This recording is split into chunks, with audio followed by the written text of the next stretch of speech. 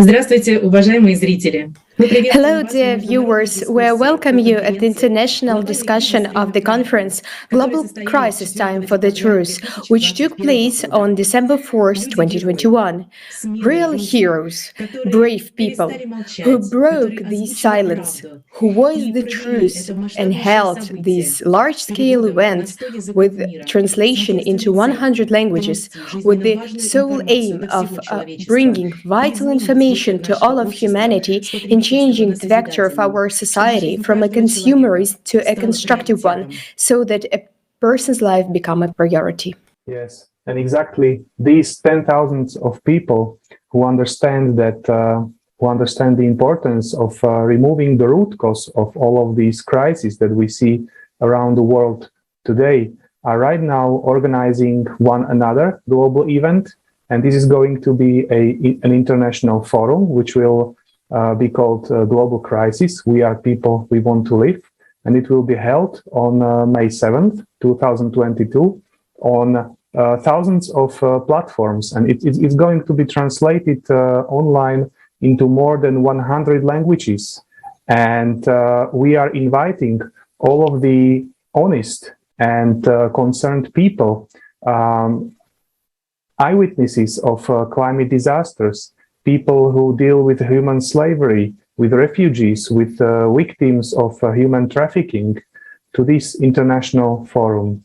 We would also like to invite scientists and experts to join us and tell everyone the truth. With us today are people who unfortunately know firsthand what it's like to become a refugee in the consumerism format of society. Our guests are Hassan Khan Sherazi, a social worker from Pakistan, and Sahil Zabih, a refugee from Afghanistan in Indonesia. Hello, dear friends. The topic of today's international discussion is refugees. A refugee is a person just like you and me. He too has lived his life. He also made plans for his future, but at some point his life changed and he got that awful status in our consumerist format of society, a refugee. What happens to people when they are forced to leave their homes? How abruptly this can happen? After all, no one goes about the day thinking that he become a refugee tomorrow. Valued in consumer format of society, as we can see. And when you get the refugee status, you become defenseless at all. How is this actually possible at all in our today's society? Do you think it's normal that this happens? That there are more than 40 million slaves in our modern society, according to official statistics. I would like to invite you now to watch a short video that was introduced at the conference, which was dealing the topic of refugees.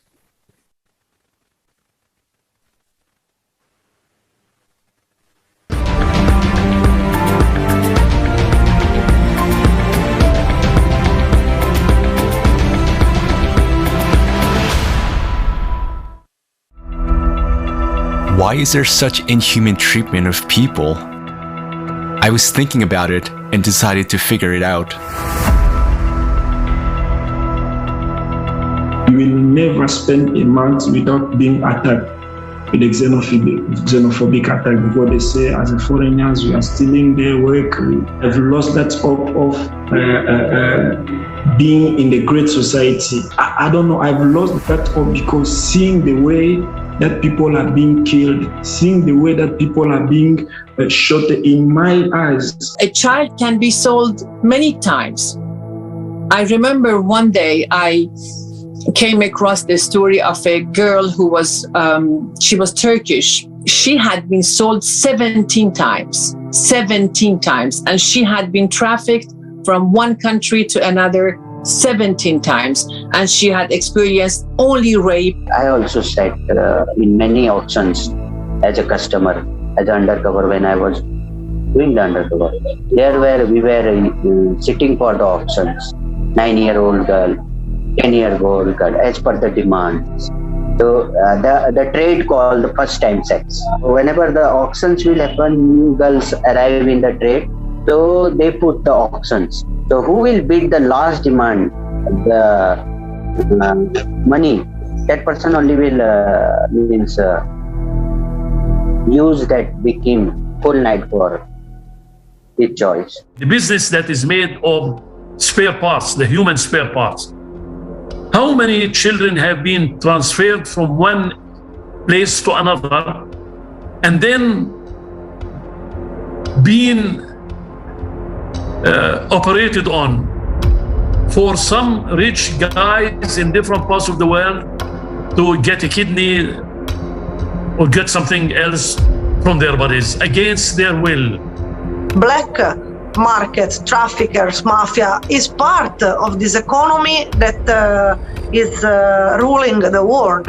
So what else I can say? That I only see that another possibility is to spend money instead of constructing walls like we are doing in Europe. In our society, human life has no value.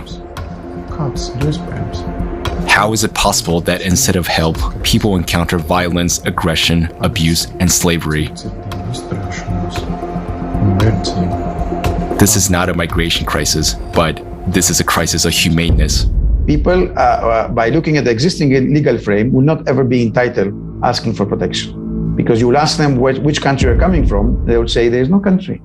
I had a country called X, but the country now is underwater. Or I had a village and this village is being totally destroyed or disappearing. It turns out that there are still no effective programs for the resettlement of refugees. For so many years, the United Nations has been working. For so many years, the Refugee Rights Commission has been working. So many humanitarian organizations and NGOs around the world have been working, but there are no working, established or adopted programs on how to work with these refugees. There are none. And the Refugee Commission itself admits this. Now refugees are forced to leave their homes.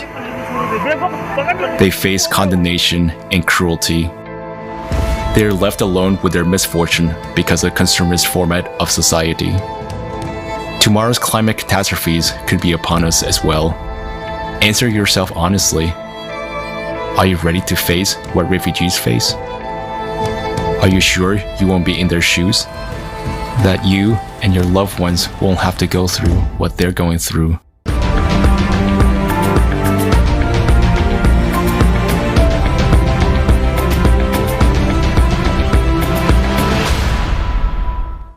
So, dear viewers, as we have seen the real situation that people who suddenly lose their home and everything they've had, how does it look like? Which is very sad. And so we have got the first question for our guest, Hassan. Could you please share with us your experience about how refugee people and people in remote areas live, please? Thank you. Hello. Hello, everyone. Assalamu alaikum from Pakistan. So yes, I was visit before a month to the remote area and also to the refugees. So yeah, the situation is very bad because they are the people, they come from Afghanistan as a refugees and they come walk through the border, maybe within like 14 or 15 days they spend on the way to back. There is a small village. They're living local peoples, like a shepherd. There is no any access like this, no road, no hospital, and no schools. So the refugees people are living with them. So yeah, the local people, they are just help them, but not too much. Little bit they are helping them. So the condition was very bad. They are living.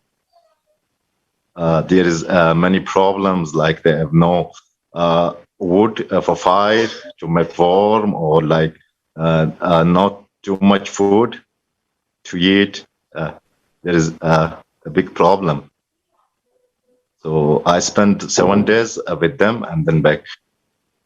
Yeah, there was too much snow and too much cold, so that's why. Хасан, спасибо вам огромное за ту Hassan, информацию, thank you которую very вы much for the рассказали, за information то, you что have вы shared, сами лично for the fact that видели, you yourself участвовали personally и saw, принимали participated, and посильную, tried to возможную help as помощь, much as you could. старались оказать.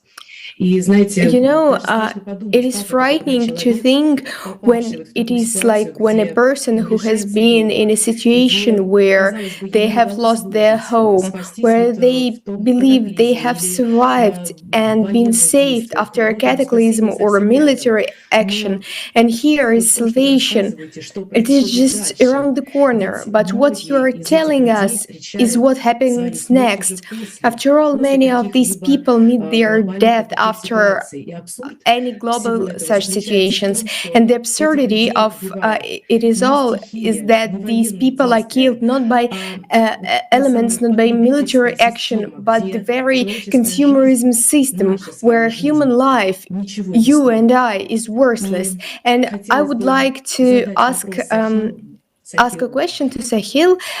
В каких условиях In what продолжают conditions жить do люди, people выживать continue люди? to live and Что происходит в survive? лагерях? What is happening Почему in the люди camps? там Why умирают? are people Сахил, dying there? поделитесь, пожалуйста. Will you please share, Sahil?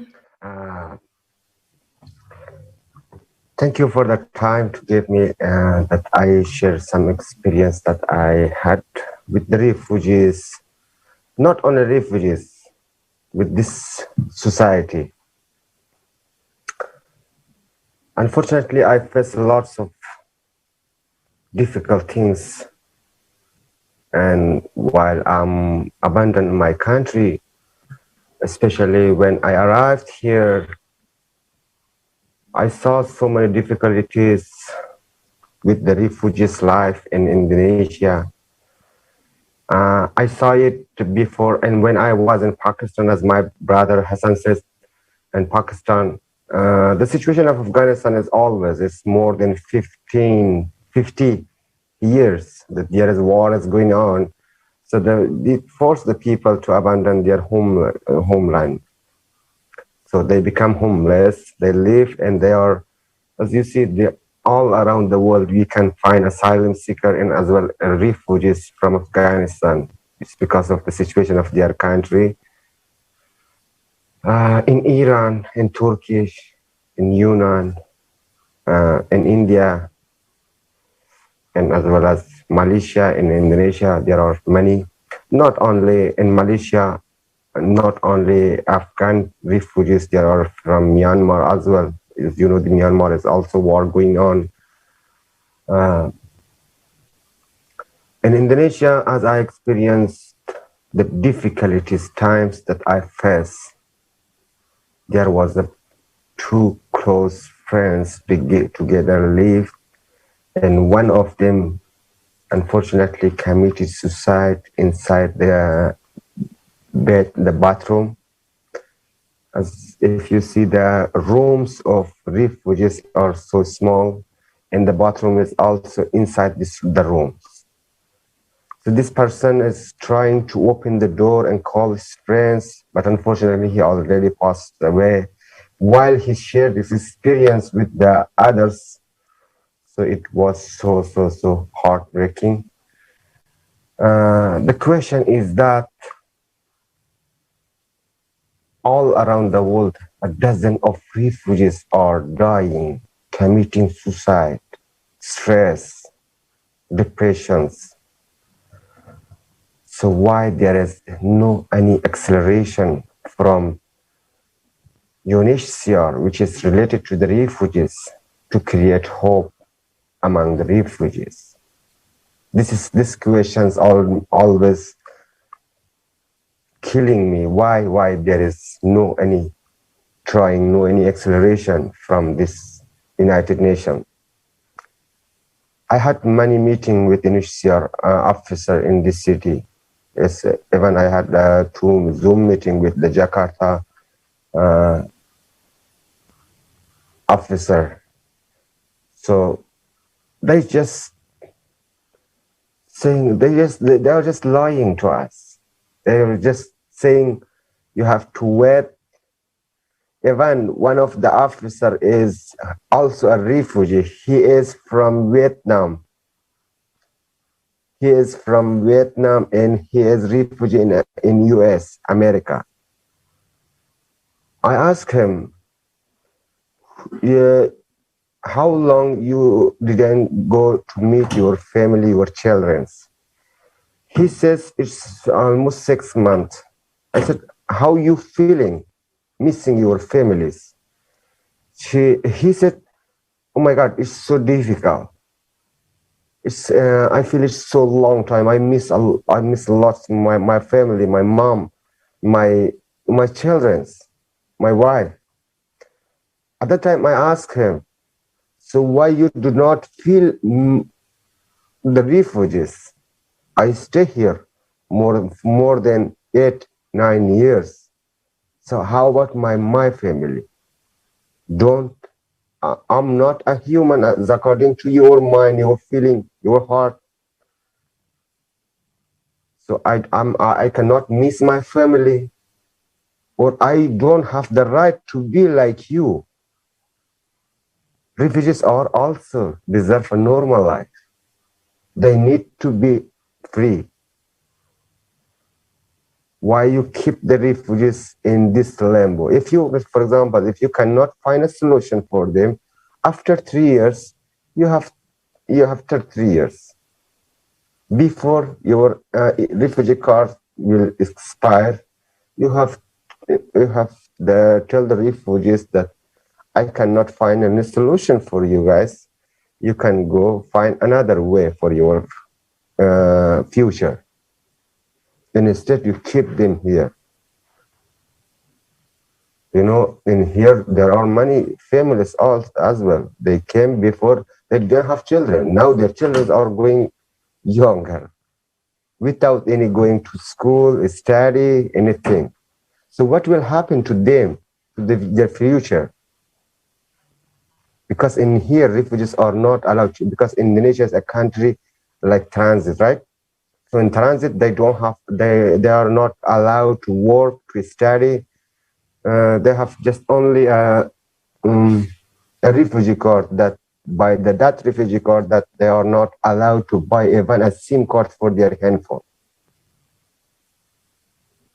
That refugee card just for the staying their accommodation, the accommodation that is closed at 10 p.m.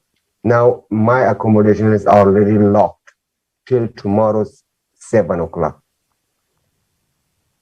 The security guard locked the door and do not want to open, for example, till tomorrow 7 o'clock. It means it's a kind of jail, right?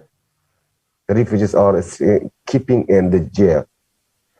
And also the refugees are not allowed to go out of this city.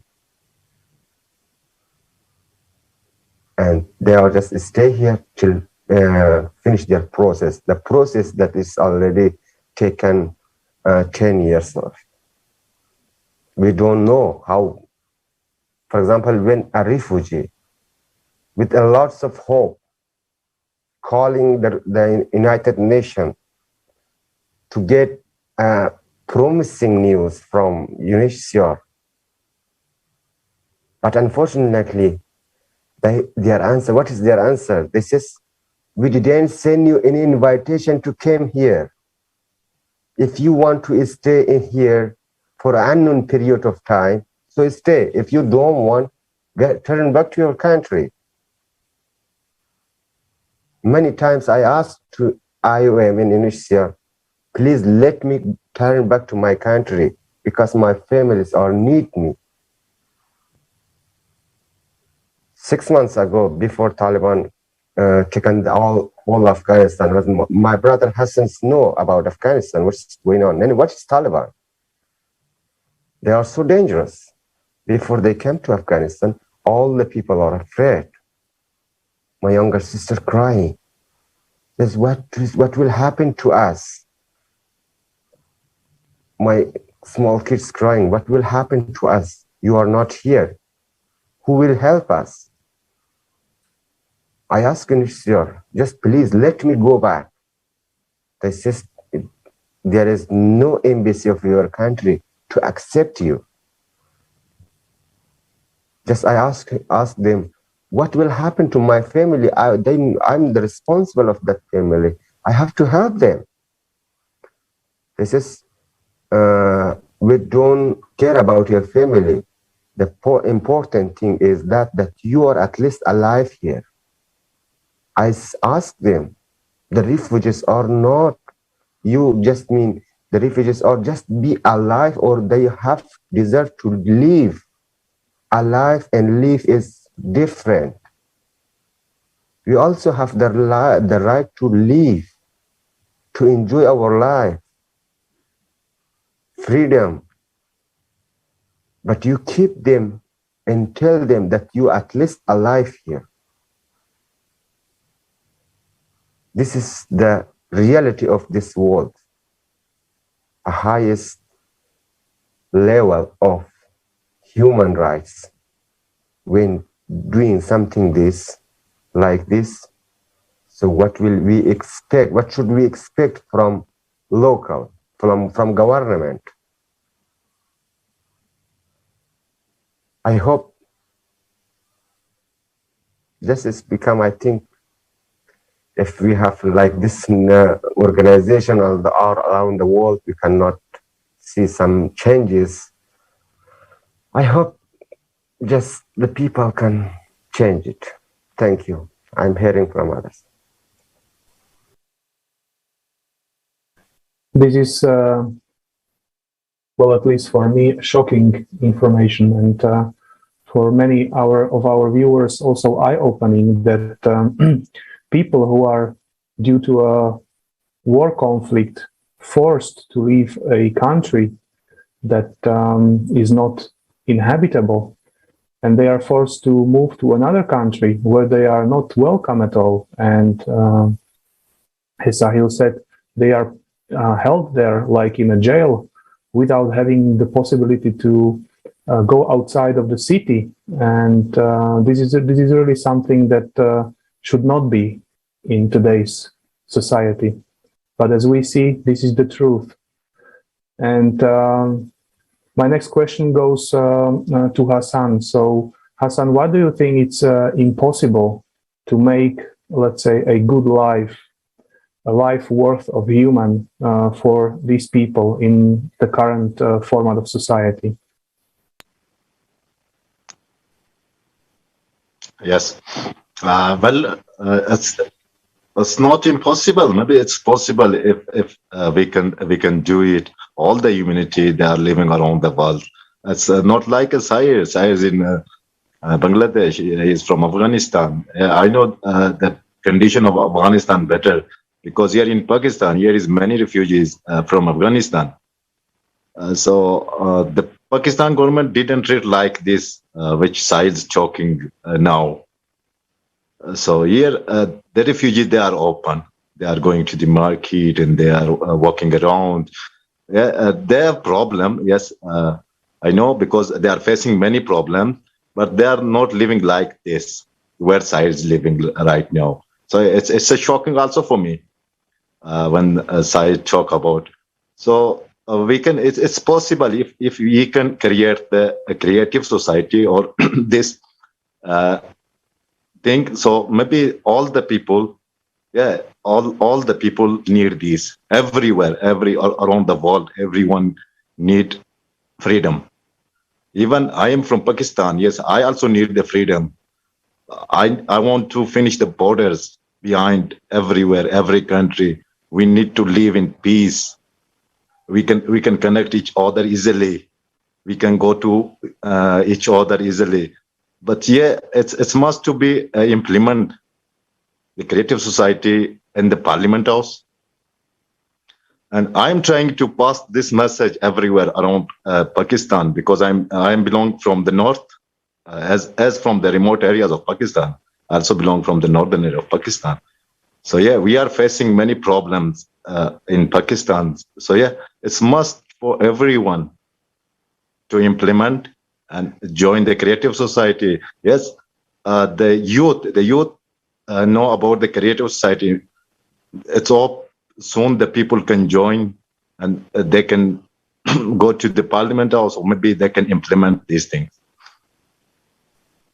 Can I also have one supplementary question? And Sahil mentioned that in Indonesia, they can't rely on the organizations, on UN and others.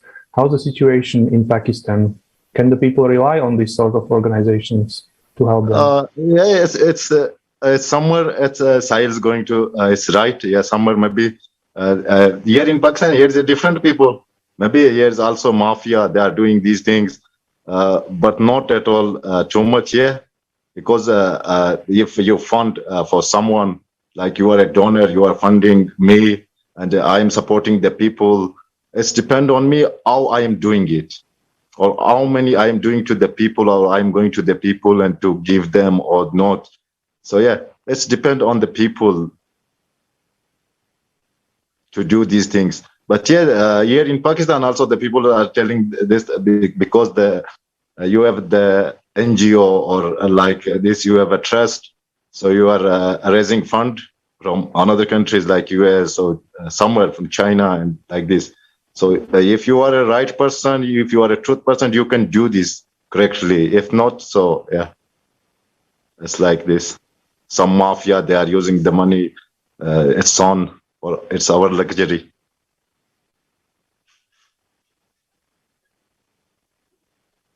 Thank you, and passing the word to Natasha.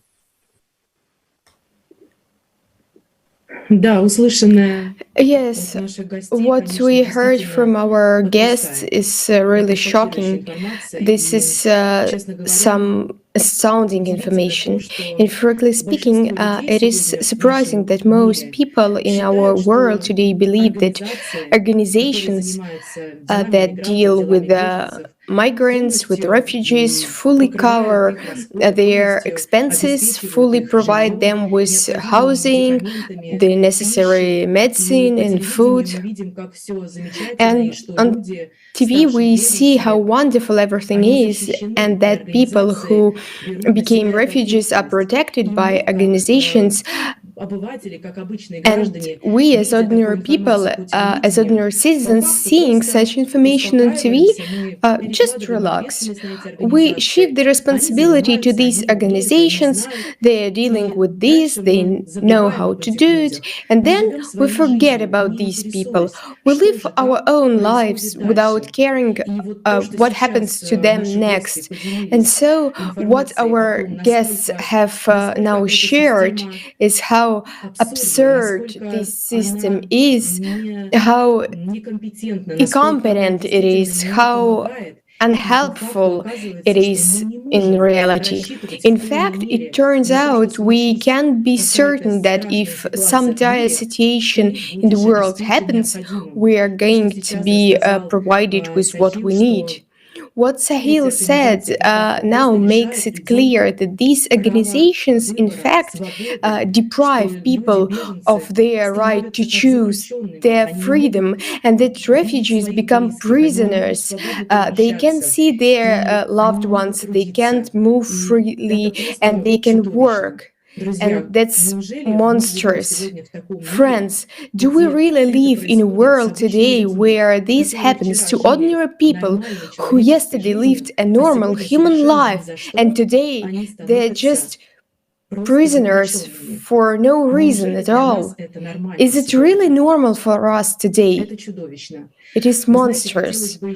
I would like also to address a question to Sahil about daily life in those camps, in those places where people gather after they have survived some kind of war or some climate situation, and they manage to survive.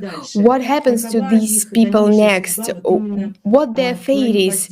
Exactly in terms of support from organizations. In addition to what we have already heard, that these organizations prohibit movement, have they provided some minimal housing, minimal means of substance or not? If their medicine, how it happens, how do children live beyond the fact they have no schooling. What else do residents of such camps faced? Could you please share more details so everyone in the world today can see and hear it? Well, thank you so much. There is an IOM organization in Indonesia as well. IOM support refugees. How they support is important. The medical that for refugees also human. They become sick. They need to go to doctor, and they need to eat. They need to drink. So, how the IOM support them? For example, each refugees, they give for the refugees for their foods, for their clothes, for their shoes, for their shampoo, sabons, everything. It depends to the refugees. Even they want to spend it in a one day, or in it divide to 13 days, 1 month. They give around $90 USA. So it become in a day, I think $3, right? $3 in a day for eating, for everything they give. So it's so less for it, for continue the life. About to the medical treatments. If a person gets sick, we have lost in this city, only in this city, as I told you, in Indonesia, there are 13,000 refugees are from different countries.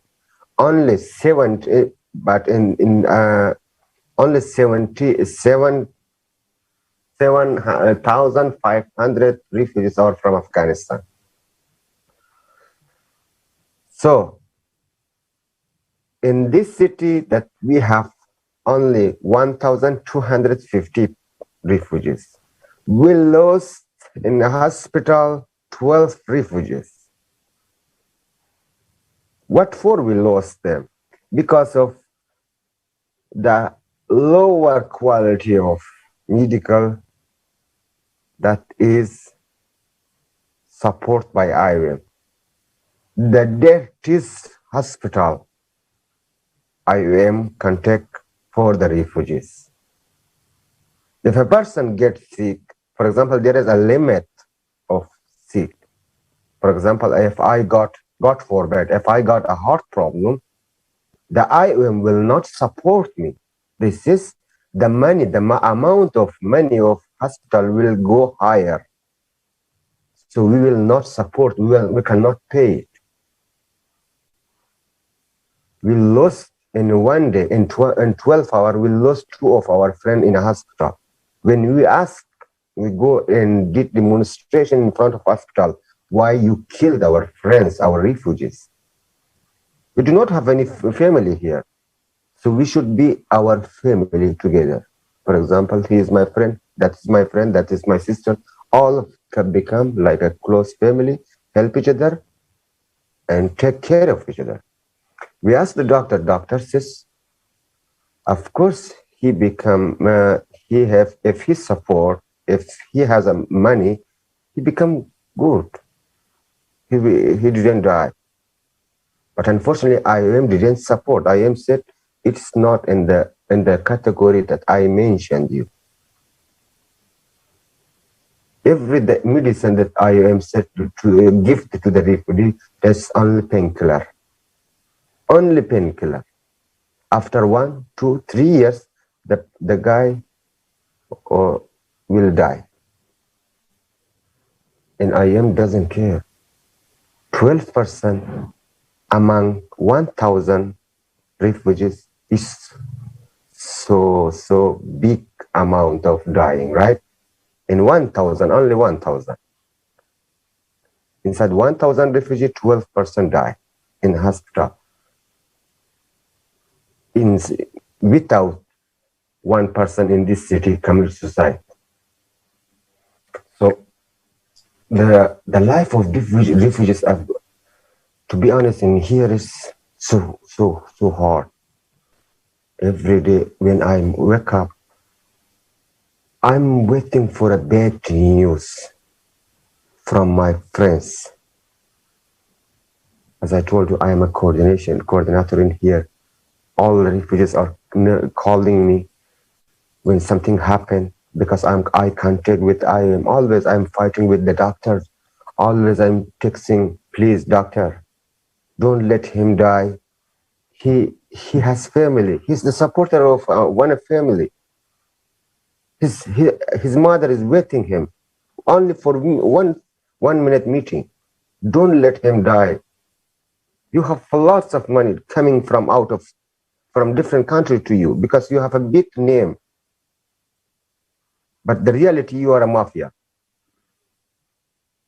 They says, sorry, it's not in our rule to support that kind of sickness.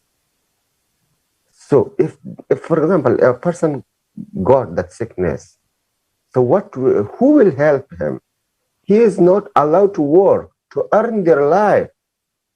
So what will happen to him? For me, if I got problem with my heart, with, for example, stomach, and I got accident in the road, the doctor will not accept me in hospital. It's not in the category of IA.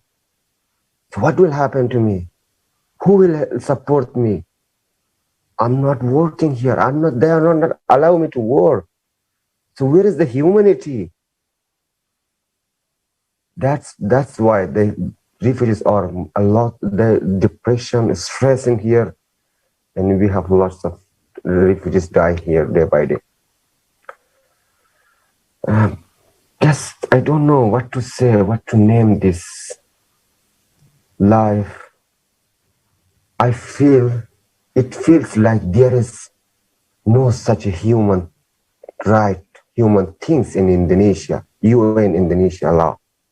I feel it, I experience it in 10 years I see here through over the years.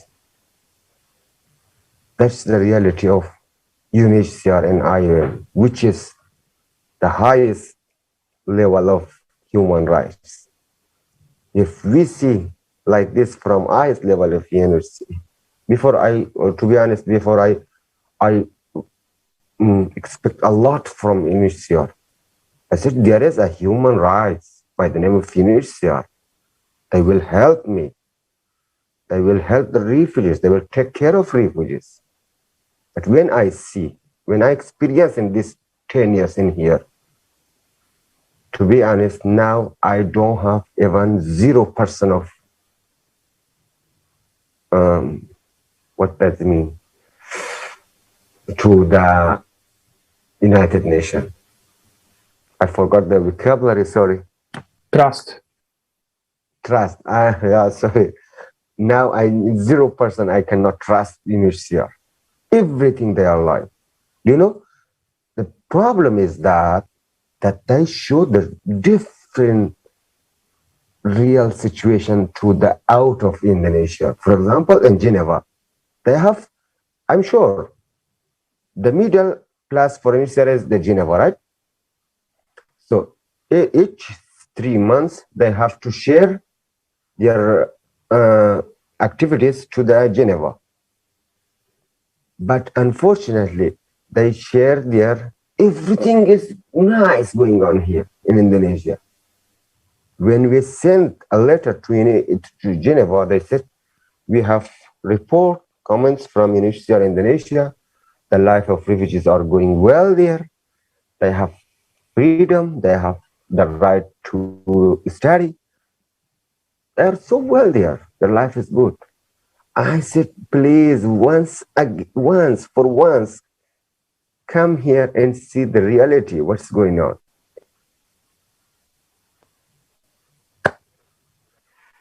I'm listening to others. Thank you. Thank you, Sahil. Yes, this only proves how savage, and absurd this current consumer format of society is, where the profits and money is on the first place and human life somewhere at the very bottom, And your experience also confirms the assumption that today human rights are only on a paper. So the paper shows something else, that what happens in reality. And this is what we can see in many situations, But there are also other aspects that the refugees, as we've experienced, face. And this is the change of the climate. Recently, I've seen videos where refugees in the camps froze to death. I think it was in Pakistan and also in Syria. And so I also wanted to ask Hassan, we know that you know how this organization work from inside. Do you think that what they do, because you mentioned that in Pakistan the situation is a little bit better, do you think that what these organizations do for the refugees, is it sufficient, taking into consideration all of the aspects of their life? And what could be done better? And can we even count on them, rely on them?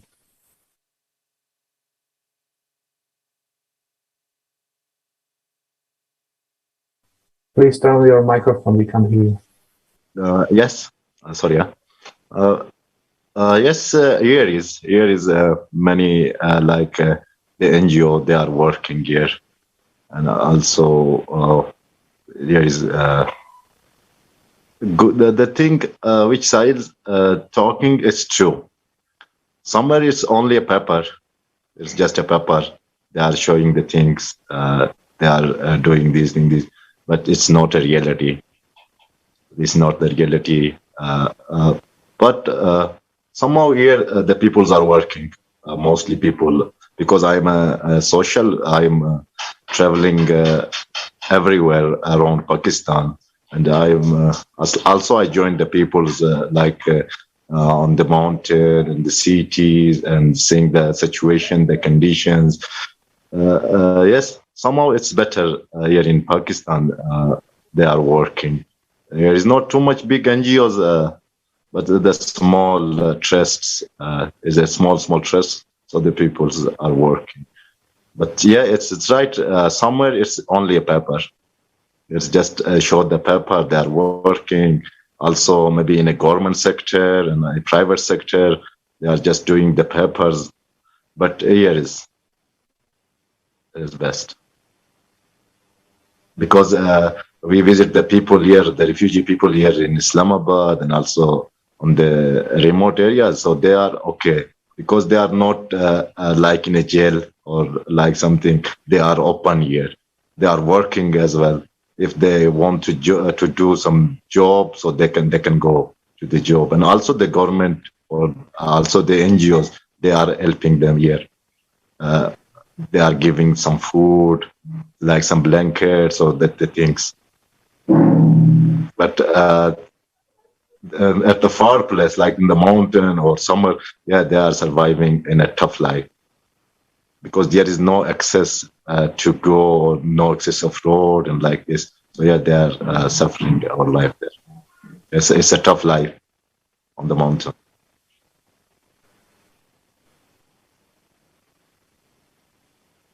And do you think that... огромное. Спасибо, Hassan. Thank you so much. Thank you, Hassan. Thank you, Sahil, for the information that you have just shared from the inside. You have shown all the pain of these people who become refugees. And now I would like to address you, dear viewer. Do you think the information they show on the official channels in the media today is really true, telling us that these people are doing well, that there is proper care for refugees, for migrants, that they live in normal conditions, in human conditions? And are you ready to be in their shoes? I will explain why I'm asking this question, because today there is an increase in climate disasters all over the world, and no country is safe from another climatic blow. And now let's watch a video which very widely shows what is happening now all over the planet and what consequences of the cataclysms await for us.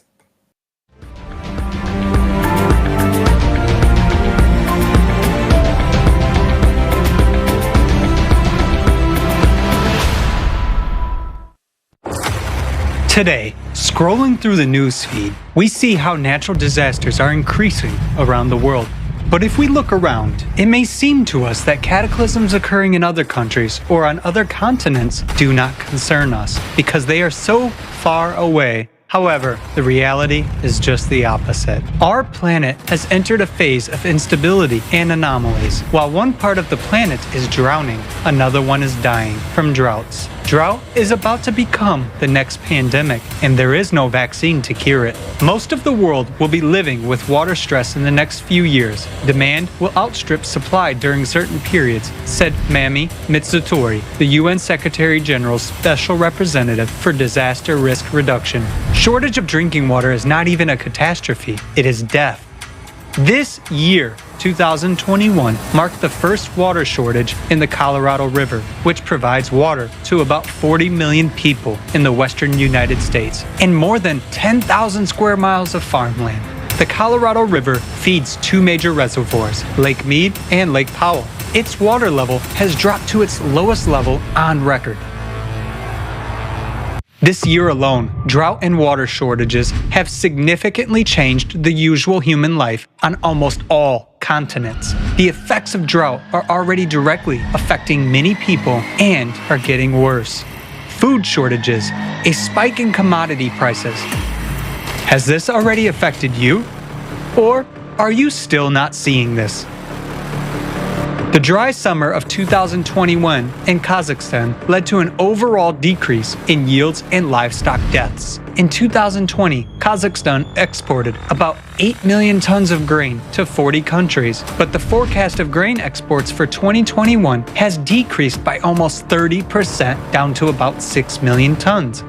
According to the president of Kazakhstan, the declining wheat harvest in several regions of Kazakhstan will jeopardize food security in the Central Asian region by 2030.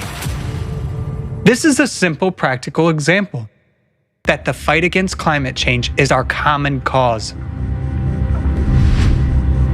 Shallowing of waterways in Argentina is already causing supply disruptions. Brazil is the largest exporter of soybeans, coffee, and sugar, and the second largest supplier of corn and iron ore. A drought in that country is exacerbating the crisis in the global supply chains for these commodities and raw materials. The familiar aromatic Brazilian coffee is becoming more expensive and has already become a scarce commodity. These are just a few examples amongst many. In the world, all supplies are links of one global chain. A breakdown in one of them poses a threat to the supply chain around the world. What awaits us?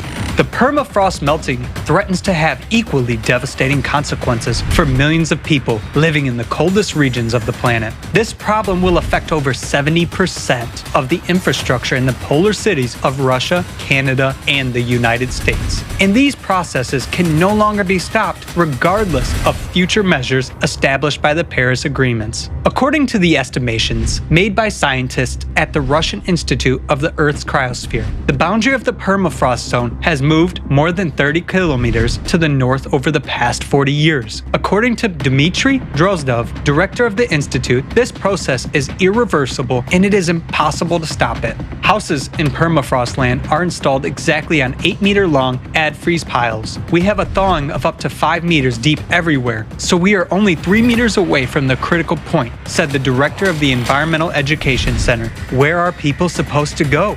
After heavy rains and flooding of crops in the major vegetable province of Shandong, the cost of vegetables in the Chinese capital has risen sharply by almost 40% in just 1 month.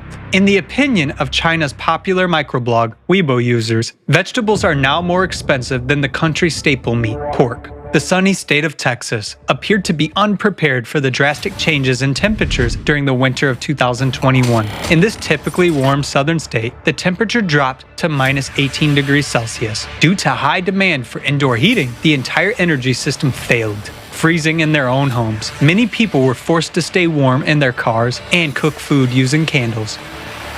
Look at the water. I cannot believe it. I cannot believe it at all. Look. Because the pipes had burst from the frost, there were problems with the water supply, making people wait in line for hours to get drinking water. My house has still water frozen. All the pipes are frozen, and I have 6 children to take care of. The electricity crisis set in motion a chain of consequences that led to a humanitarian catastrophe. People were not prepared to face such abnormal conditions. There was no electricity for 3 days, no water for 3 days. I didn't have food for 60 hours, and I felt very bad. The residents of Texas could not have imagined that tomorrow they would be on the brink of survival. Everything's flooded. Today, climate anomalies are occurring all over the planet. Anyone can become trapped. That's what happened to the residents of the Chinese city of Zhengzhou in July 2021. As they stepped into the subway car, people had no idea what a nightmare this trip would turn out to be for them. And some of them would never come home to their loved ones again. Due to abnormal precipitation, a third of the annual rainfall fell within just 1 hour. Subway tunnels were flooded by the flash flood. Subway cars were blocked, and one of them ended up being submerged in water. I was very scared, but the most frightening thing was not the water, but the decreasing air supply in the car, said one of the subway passengers.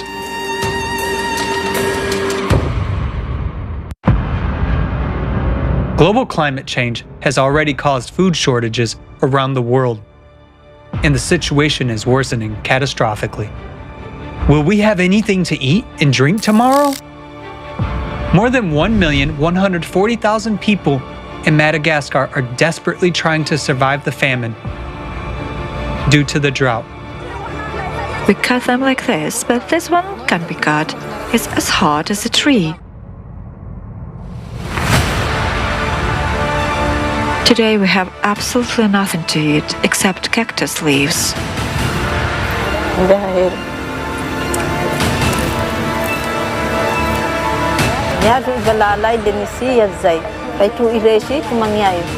Hungry, homeless, and desperate people literally pounce on arriving humanitarian aid trucks that carry basic necessities and food. They snatch the bags from one another. Confrontations erupt, leading to fistfights. Even today, natural disasters are dramatically changing people's fates. A person finds himself alone with his grief. And the facts confirm this. Where should people caught in the epicenter of natural disasters go? After all, their losses from the raging disasters are incalculable. The consequences of climate change will not spare any of us. In the end, people may lose the most precious thing they have: life. Tomorrow, you may be faced with the question, how can I survive? Natural disasters take us off guard, and as a consumer society, we are failing to cope with that. And this is our reality. But we still have our only chance to survive, and that is to build the creative society. What kind of society we choose, such will be our future. And today, this choice depends on each and every one of us.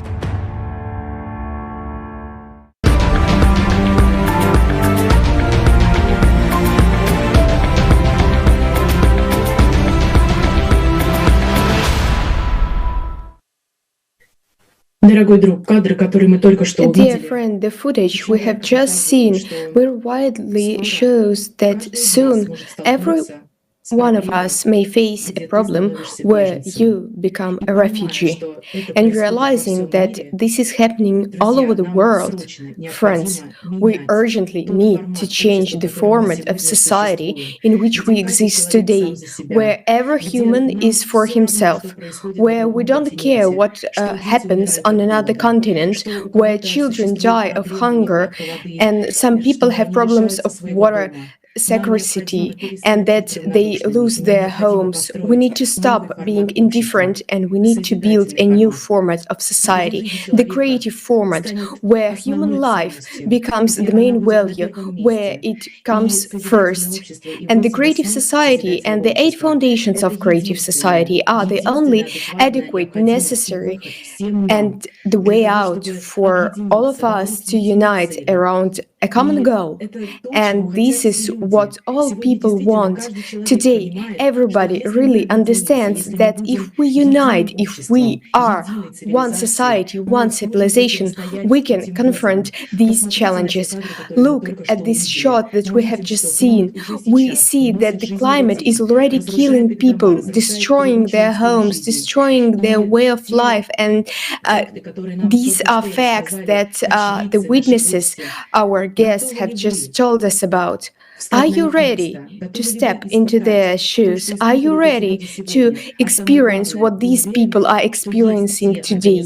And most important, friends, are you sure that there are those organizations that we pin our hopes on, that we shift our responsibility and that they take care of someone and that they will take care of us in case of emergency? Because it is obvious today this is not going to happen, that it is up to drawing people to save themselves today. We ourselves need to stand up for each another, and the creative society is a format in which all resources will belong to humanity, where there will be distributed equally among all inhabitants of the earth, where technology will serve to benefit everyone, because we have so much great technology already, and they could already save the lives of millions of people who are in dire climatic situations today. But in consumerism format of society, these technologies are not used because they're not simply profitable. And those who prioritize money and corporate profits. Friends, let's start acting together to build the creative society, to make the 8 foundations of creative society our guarantee, the guarantor of our prosperity society and our survival.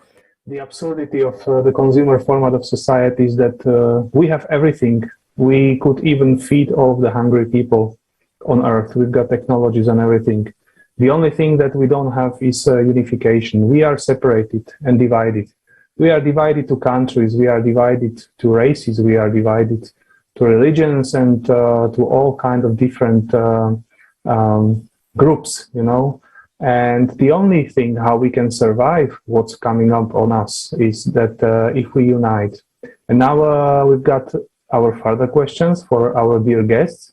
So Hassan, what do you think? Why it is important? Why it is vitally important to spread this message that it's critical for us to unite in order to survive and build creative society? We can try our best to pass this message, the creative society message, to the people to understand, if they can understand these things. It's better everyone can understand the creative society, because in future it's the only way to live a life. Because I am trying to pass this message everywhere with my friends and with the youth as well, to join and to know about the creative society, what's going on future, what we will do for our future, so how we can live. So we are starting to learn. I am still learning the creative society. I'm going deep and deep in this. So it's important for everyone to know about the creative society. We can implement it everywhere around the world. Yes, absolutely agree that nowadays it is very important for everyone to learn about the creative society, to learn about the 8 foundations that are really the pillar for every person that can take our consumer format in a completely different direction to make our world creative, to make housing, education, medicine, and all these essentials for everyone to feel safe and happy in our world, affordable and worthy. After all, we are born just to survive, to feel the joy of this life. As Sahil said today, how can I enjoy my life if my loved ones are far away? Am I only designed to survive? And should I be happy about it? So what stated by the organizations he turned for help, for the opportunity, isn't this not slavery? Sahil, I'd also like to turn to you and ask how important is it to talk about the truthful situation that you have already voiced today, that people are facing today? Because if we don't keep quiet, things will change very quickly. What is happening today, these horrible, blatant facts of injustice, is the fact that our freedoms are being taken away from us. After all this comes precisely from our acquaintances. Could you please share how important to talk about this information? Well, I think the first step is that we should talk with the people. I experience it when there are many people that think it is the reality, it is the rule that we are facing to. We should accept it. But in reality, in the fact, it's not truth. It's the things that the government, something like forcing us to accept this rule, for example. The first thing, but we should understand the people that this is not your right that you are living with. For example, a refugee, when he's stuck in Indonesia, or for example in Pakistan, in India, or anywhere, for a long time stuck there, when a person talk to them, you should not stay silent. You should walk, stand up. You should ask your right. You are human, and you have the human right as well. At that time, we will have a creative society when the people understand their own right. To be honest, I saw it here, many refugees don't know about their own rights. Before we started this demonstration, they thought that this is the rule, we should stay silent, it is the rule of inertia, we should wait a long time. When I talk to them, hey man, do you know what is the responsibility of inertia? What is the real job of inertia?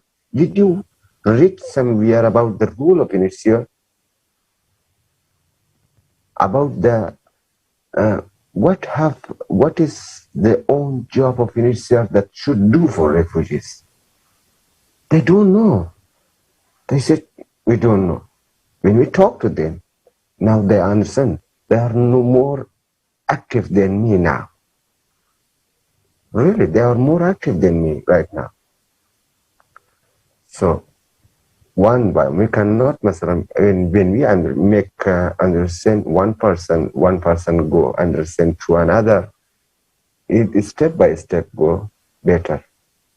And then we have a good society.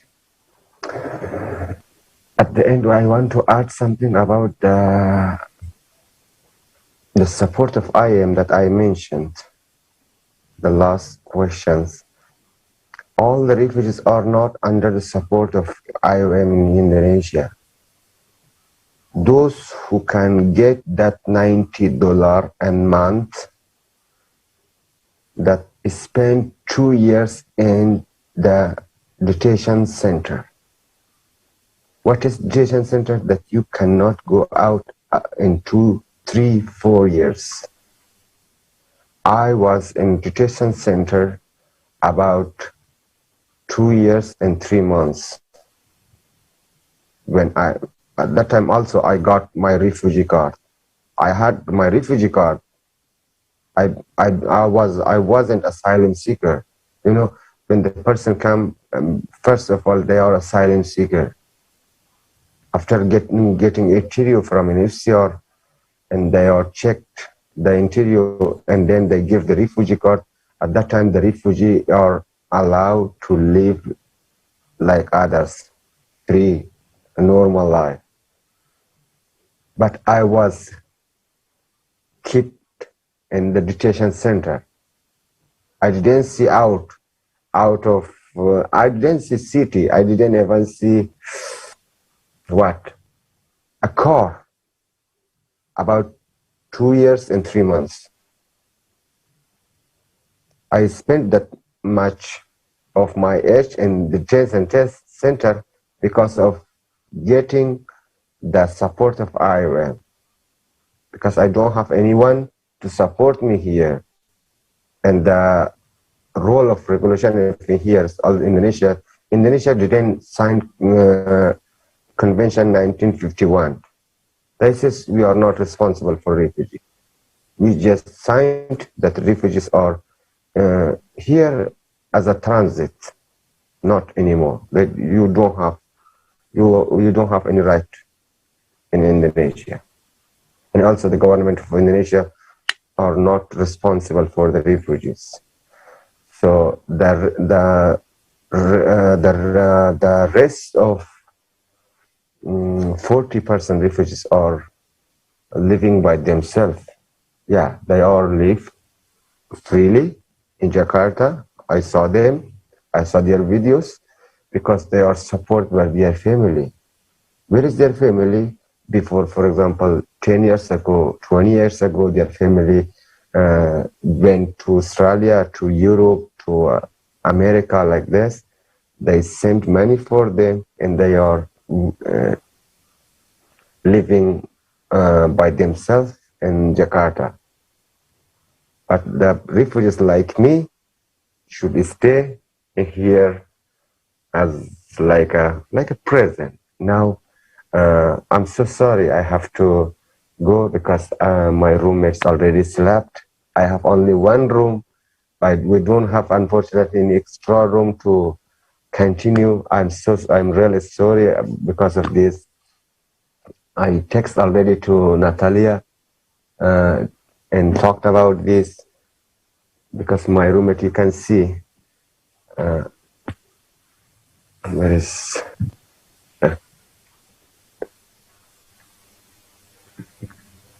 did you see? Yes. Yeah, he's already asleep, and tomorrow we have a demonstration as well.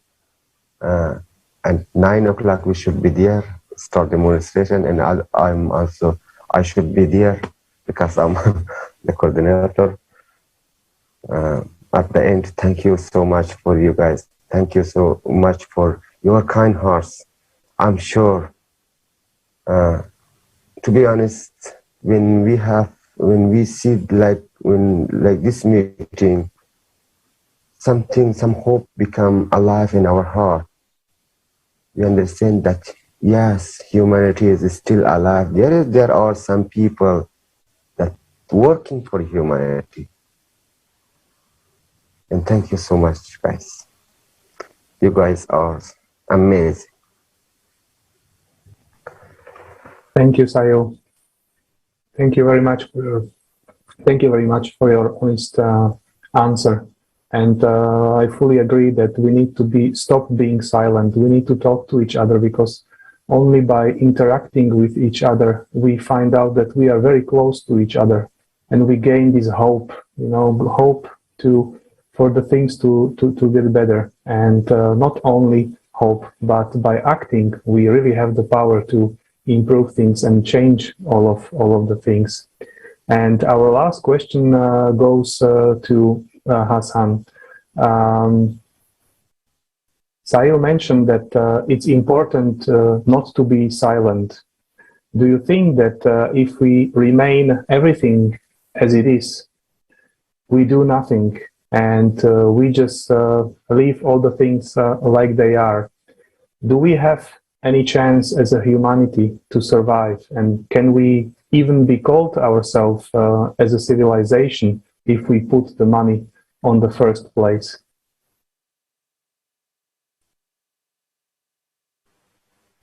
Well, I agree with the Sahil as well. It's important to tell the things, the truth, not be a silence. You can't stay silent. If today you are silenced, maybe the same. If you are now you are in a city or like a civilization, maybe tomorrow is I don't know what will be going tomorrow. So yeah, everyone need to do these things. Yeah, everyone knows about these. So I am agree with Sahil. Sahil is telling right. So we can.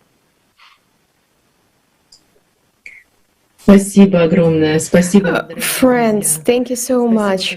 Hassan, thank you. Sahil, thank you. Thank you for keeping your spirits up and finding the strength not only to continue to act, to continue to live, but also to find the strength to inspire other people, to help them and to bring truth to people. Thank you. Because today information is something really important. It is crucial for everyone today to know and understand what is really going on. After all, we see that the media does not tell the truth, does not show the whole truthful situation, and it is very important by this way, from heart to heart, from every person, not to keep silent but to speak, to tell the truth, to bring it to everyone. If we don't know what's going on, if we are shown a false situation, they show us that everything is good, that organization work, that everyone is protected, and they work to do the best to their ability, help to provide, then people do nothing. Everything seems to be fine, but when we see such true stories, when we see the obvious facts, when we can hear and understand that this is truly reality, then we can act, we can understand that this is all the absurdity of today's format, and we can begin to talk, begin to raise these uncomfortable questions and to build creative society together. Now, it is very important for each of us to deliver this message to the whole world about the real picture that is happening around the globe. It is terrifying, but also gives us all an understanding that it's time for us to unite. It's time for us to wake up and to realize that we can survive on our own. We simply won't stand a chance if we're divided, if we don't help each another, but together, united, we can build a creative society, we can put human life first, we can do everything in this world so that the value of human life is secured in every possible and impossible way. Yes, and now everyone can be the voice of the truth, just like our two dear guests today, Sahil and Hassan, for which we are very thankful to you. And also you, my dear viewers, if you are a human being, don't be silent. Speak the truth to the world, to the entire world, and speak it everywhere, in all social media, on the streets. Speak what is happening to the people around you. Speak how entire cities are being demolished by climate disasters, and we are not ready to face this today. We urgently need to consolidate. We need to unite and build creative society. So you are mostly welcome to join the ranks of heroes. It's my last word that I would say, I should become we. Then we will have a good society. Not always say, I. No. I cannot, I only want. If I become we, so we will be success. How we can be we? When we talk to each other, when we understand each other, when we accept each other without any skin color. We should not look to his color of his skin. We should not look to face. We should not look to religion. Because our own religion, the first we born human beings. We should not forget it. After that, we divide to different parts. First of all, really, humanity. Thank you so much, guys, for your time. I should go. Next time, hope you meet you guys. You're amazing, guys. Hope you meeting next time. Sorry, here is too late. It's past from 1. Thank you, Sahil. Yeah, thank you so much, guys. Have a nice time. Bye-bye.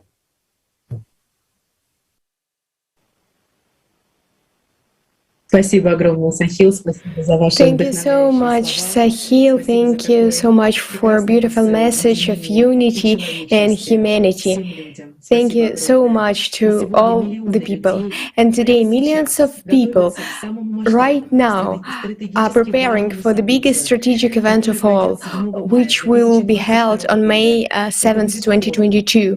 It will be the forum, Global Crisis, We Are People, We Want to Live. For the first time in history, all of humanity is facing a common external enemy, and that enemy, dear friends, is climate. In the face of planetary danger, it is necessary to unite all people for the future of humanity, because we are people and we want to live. Join the efforts of people from all over the world. Join the ranks of heroes. With you, dear friend, we can do so much more. Today is the time not to be silent, but to speak loudly. Thank you, dear friends, for being with us today, and see you soon again. Thank you very much.